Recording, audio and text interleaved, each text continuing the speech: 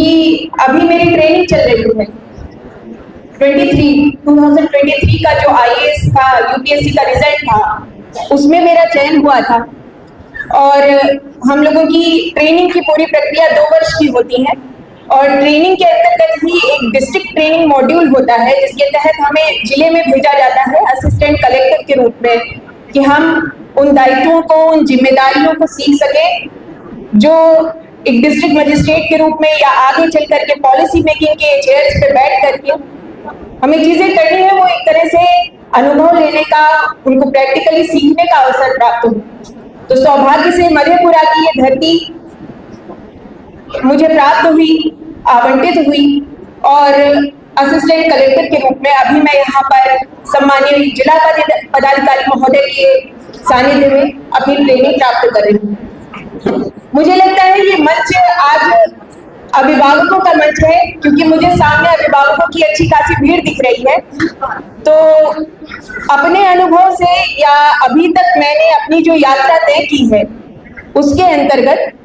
मैं आप सबसे ही थोड़ी बात करना चाहूंगी कि आप जब अपने छोटे छोटे बच्चों को राष्ट्र निर्माण के पथ पर आगे बढ़ाने की ओर संकल्पित होते हैं तो कौन से कुछ बिंदु हैं जो मुझे लगता है कि एक अभिभावक के रूप में आपको ध्यान में रखनी चाहिए। जो सबसे महत्वपूर्ण बात मैं करना चाहूंगी वो ये है कि एक बच्चा कभी भी उस क्षेत्र में जाने के लिए बाध्य नहीं होना चाहिए जो आप चाहते हैं। हमेशा अपने बच्चे की क्यूरियोसिटी, उसके कैलिबर और उसका मन क्या है उस पर ध्यान देते हुए अगर आप उसकी क्षमता के अनुरूप उसको आगे बढ़ाने का कार्य करेंगे, वो जो भी कार्य करना चाहता है उसमें उसको साथ देंगे, उसका मनोबल बढ़ाएंगे, तो निश्चित रूप से आपका बच्चा कहीं अधिक अच्छा करेगा बजाय उसके जो आपने तय किया है। तो मेरा ये निवेदन भी है कि आप जब भी अपने बच्चे की ओर देखें तो उसकी इच्छा, उसका कैलिबर, वो किस ओर अपना ध्यान केंद्रित कर रहा है उसको ध्यान में रखते हुए उसे एक बार खुली छूट जरूर दें कि वो आगे बढ़ करके अपने लक्ष्य का, अपने भविष्य का निर्धारण कर सके। और साथ में जो बच्चे हैं, मुझे लग रहा है इधर भी कुछ बच्चे हैं जो शायद सुन रहे होंगे, उनको मैं एक ही संदेश देना चाहूंगी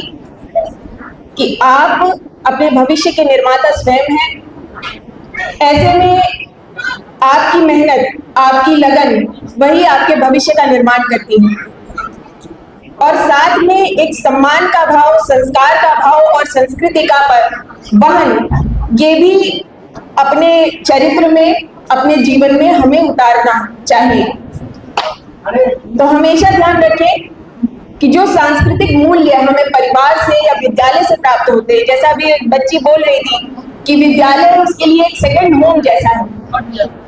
विद्यालय जो होता है हमारा दूसरा घर होता है और कई बार तो ऐसा होता है कि घर से ज्यादा समय हम अपने विद्यालय में बिताते हैं। ऐसे में विद्यालय जिन मूल्यों को हमारे अंदर इंकलकेट कर रहा है उनका वहन करना, सही राह पर चलना, सद्मार्ग पर चलना और अपनी पूरी मेहनत के साथ अपने लक्ष्यों को प्राप्त करना, ये बहुत आवश्यक है। आप सभी को मेरी बहुत बहुत शुभकामनाएं। अभी 2:45 से मेरी DC भी है तो मुझे शायद निकलना होगा। ट्रेनिंग मॉड्यूल के तहत थोड़ा सा स्ट्रिक्ट रहता है हमारा जो शेड्यूल रहता है, तो मैं उसके लिए भी अनुमति चाहूंगी कि कुछ समय में अभी 15 मिनट्स में मैं निकलना चाहूंगी। बाकी आप सभी को मेरी बहुत बहुत शुभकामनाएं। बड़ों को बहुत बहुत आभार, धन्यवाद।